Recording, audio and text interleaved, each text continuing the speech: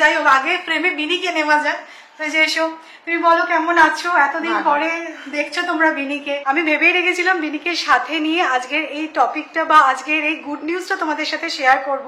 Good morning S family, welcome back to the channel. So আমার background দেখে নিশ্চয়ই বুঝতে পারছো যে আমি বরানগরে নেই, এসেছিলাম কালকে মায়ের কাছে। তো কালকে একদিনের জন্য এসে আর ভিডিও শুট করতে ইচ্ছা করছিল না। সো এখন আমি আবারও রেডি হয়ে বসেই আছি। সৌরভ আসবে, কালকে আমি আর তোজো এসেছিলাম, সৌরভ আসেনি। তো সৌরভ আজকে আমাদেরকে জয়েন করবে আর এখান থেকে আমরা এক জায়গায় যাব। টাইটেল আর থাম্বনেল থেকে ডেফিনেটলি তোমরা সবটাই গেস করে নিয়েছো বা নেবে। তো আজকের ভিডিওটা একটু কন্ট্রোভার্সিয়াল হতে চলেছে। তো কি ব্যাপার না ব্যাপার, এতদিন কেন তোমরা কিছু শুনতে পাওনি, কেন আমি কিছু বলিনি, সবটাই তোমরা এই ব্লগে জানতে পারবে।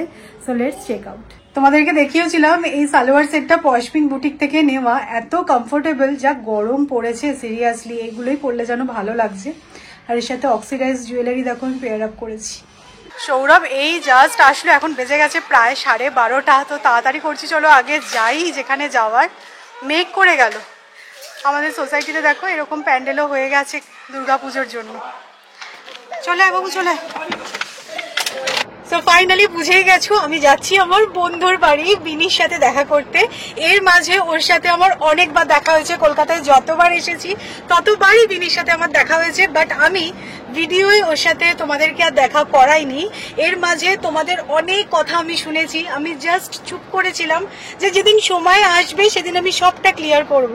একটা কথা আছে জানো তো, সোশ্যাল মিডিয়ার জন্যই হোক বা যে কারণেই হোক, জাজ করা বা কমেন্ট পাস করে দেওয়াটা খুব ইজি হয়ে গেছে, কিন্তু সবকিছু ওরকম ভাবে না জাজ করাটা ঠিক নয় আমার মনে হয়।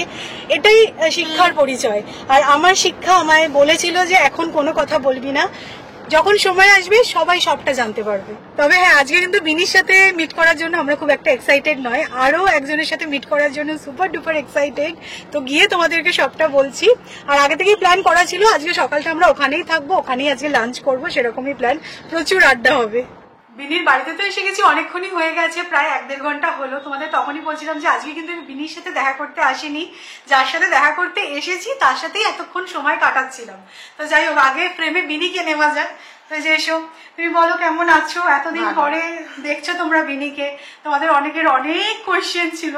তো যাই হোক, যেটা সুখবর সেটা আগে দেওয়া যাক সবাইকে, না কি বলিস? বেস্ট আসলে মাসিই দিক বড়, মাসিই দেবে, মায়ের চেয়ে মাসির দরদ বেশি, সবাই এটা বলে না, তাহলে এটাই বেস্ট। একদমই, আমি প্রমোটেড হয়ে গেছি, বিনির বেবি বয় হয়েছে আর আমি মাসি হয়ে গেছি। আর আমি তো মাসি অনেকদিন আগে হয়েই গেছিলাম, সেটা আমি তো অলরেডি প্রমোটেড হয়েছি, আর এখন সৌমিও হয়ে গেছে। একদম। আমি ভেবেই রেখেছিলাম বিনিকে সাথে নিয়ে আজকের এই টপিকটা বা আজকের এই গুড নিউজটা তোমাদের সাথে শেয়ার করব। দেখো, আমি তো পুনেতে বসে এই গুড নিউজটা তোমাদের সাথে শেয়ার করে দিতেই পারতাম, কিন্তু সেটাতে কিন্তু এই মজাটা আসতো না, কি বলিস? একদম।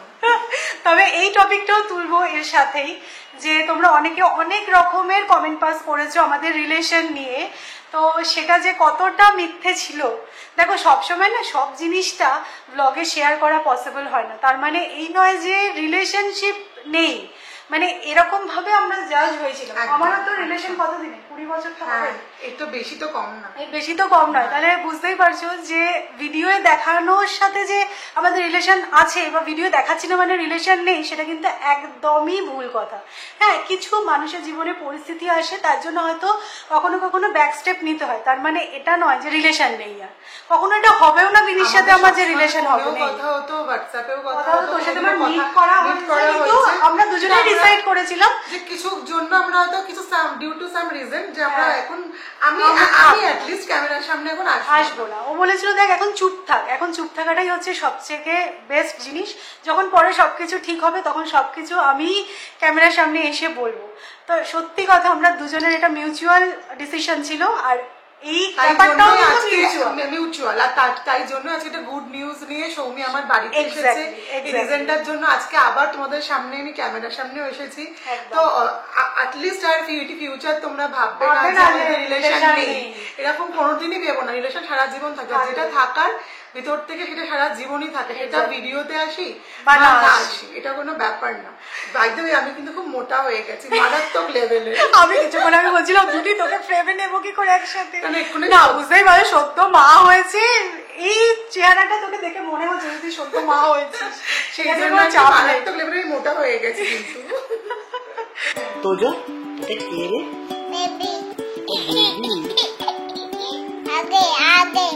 তোজো বেবি দেখে খুব আনন্দ হয়েছে। অত জোরে জোরে করে না, আস্তে আস্তে আস্তে আস্তে।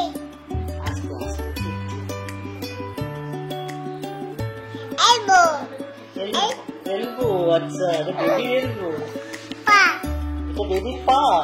বাহ,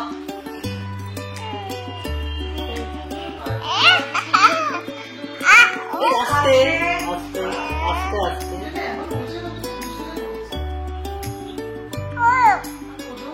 কুট্টুস এখন ভীষণই ছোট, তাই ওর ফেসটা রিভিল করলাম না, সেটার কারণটা নিশ্চয়ই তোমরা বুঝবে।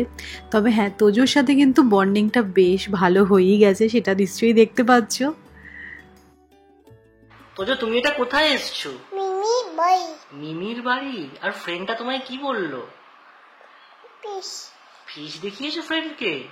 ফ্রেন্ডকে আদর করেছো? ভালো বলে আদর করে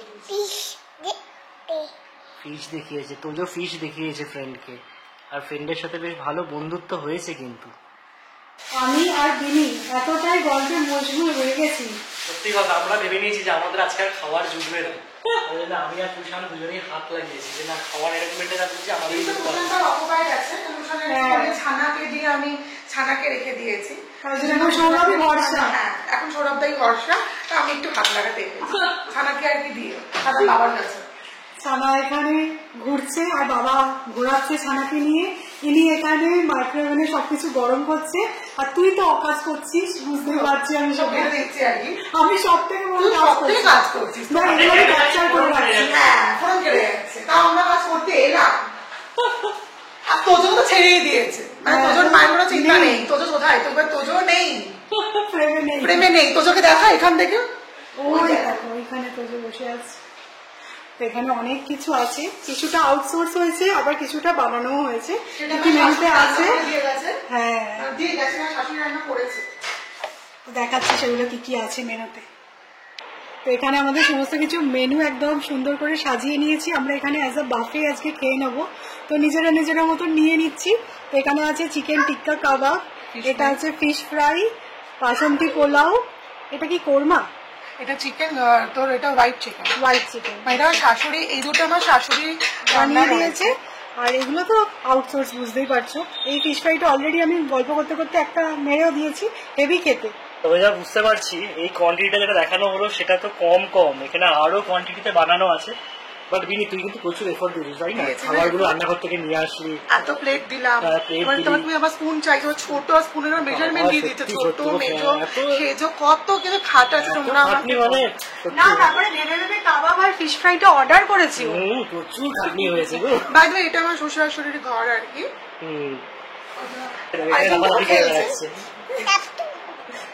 তারা আর কি ভাই বলো, বন্ধু বলো, ভাই না বন্ধু। ও নিজেও বলেছে, হ্যাঁ ও নিজেও, তো নিজের মুখেও বলেছে ফ্রেন্ড। আর খুব প্রচুর ভালোভাবে দুজন মিশেও গেছে। আর আনন্দ তখন পর ভূষণের একটু তাও মুখ দেখা গেছে। আর ভূষণ খুব ব্যস্ত, ভূষণকে করে দিয়েছি। আমার ছানাকে পুরো ভূষণের উপর ছেড়ে দিয়েছি দায়িত্ব, মানে আমি আর নেই, আসলে বন্ধু এসেছে, আমাদের খুশি। এবার একটু খেতে দিই, আমাদের খিদে পেয়েছে। গল্প শুরু করেছে আজকে, ভূষণকে দেখতে পাচ্ছিলেন না, কারণ ভূষণ সারাক্ষণ এটা দে, ভূষণকে তুই ডাইপার চেঞ্জ করা, ওকে ঘুম পাড়া, মানে সবকিছু ভূষণের উপর ছেড়ে দিয়েছি। না, বিনির ফ্ল্যাটটা ভীষণ সুন্দর, আমি দেখাবো তোমাদের। আমাদের ফ্ল্যাট না, নিজের বাড়িটাই ফ্ল্যাট সিস্টেমে। কিন্তু আগের বারে যখন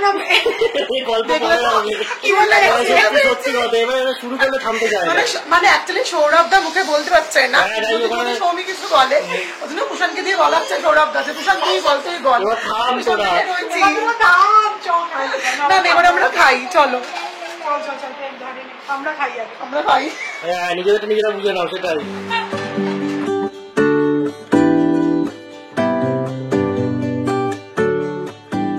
বিনি যেহেতু এখন সদ্য মা হয়েছে, আর আমিও কিছুদিন আগে এই ফেজটা দিয়ে গেছি, তাই জন্য আমাদের ডিসকাশনের টপিকটা কি হতে পারে সেটা নিশ্চয়ই তোমরাও গেস করতে পারছো।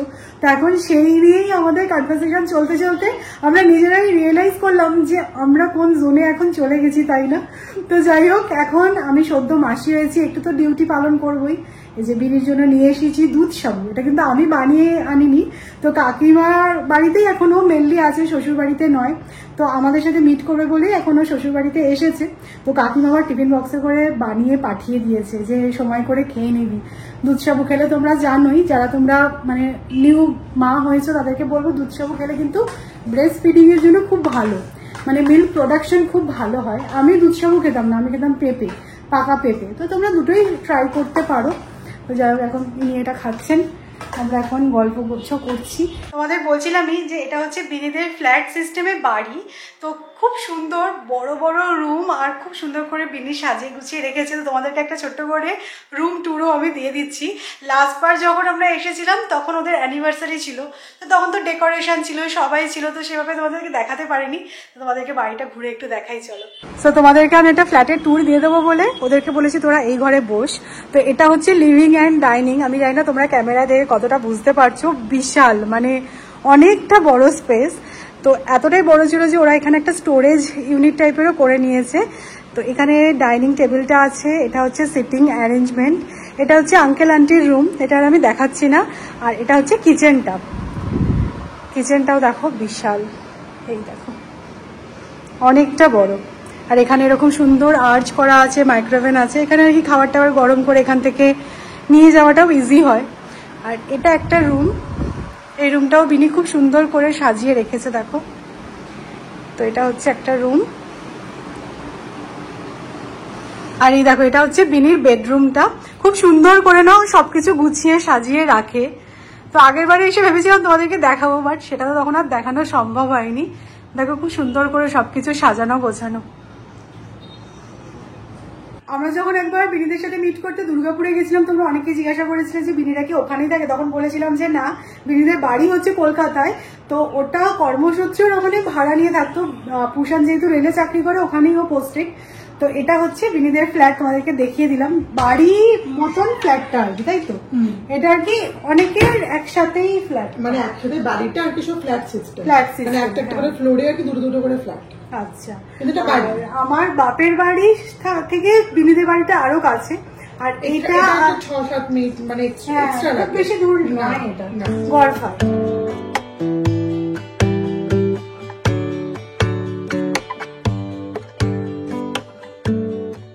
আমরা 7টা থেকে ভাবছি বেরোবো বেরোবো বেরোবো, এখন 8:30। এখন 8:30 বেজে গেছে। ফাইনালি এবার আমরা বলছিলাম যে এখনো যাসনি, আমি তো না প্রচুর খাবারটা থাকলে আমি বলতাম যে ঠিক আছে থেকেই যাচ্ছি, কিন্তু সেটা হবে না, না মানে কোলে বাচ্চা এরকম ব্যাপার, সবকিছু ওদের মতন করে এখন আমাদের রুটিন সেট করতে হবে। তো চলো বেরোই, টাটা। লাগেজ সমস্ত প্যাক হয়ে গেছে। তো ভালো আড্ডা হলো, খুব ভালো খাওয়া দাওয়া হলো।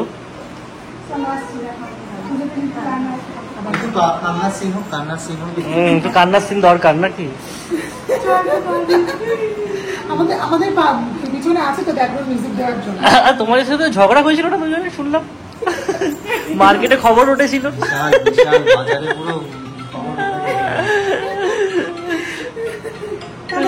টাটা।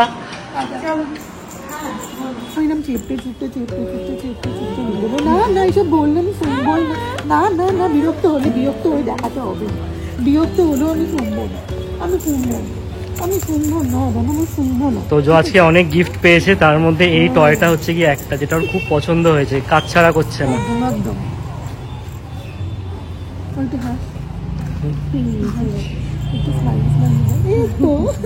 চল আসি, সাবধানে জানা না, আবার এখানে নিচে বেরিয়েও মোটামুটি 1 ঘন্টা আমরা শুরু করলে শেষ করতে পারবো না। না এবার যাও, সাবধানে যাও, অনেকটা দূর যেতে হবে। Tata tata. হ্যাঁ, দুপুরে খাওয়া দাওয়াটা তো একটু বেশি হয়ে গেছে, তো বাড়ি ফেরার পথে ভাবছি একটু কোল্ড ড্রিঙ্কস নিয়ে নিই, গাড়িতে যেতে যেতে খেয়ে নেবো।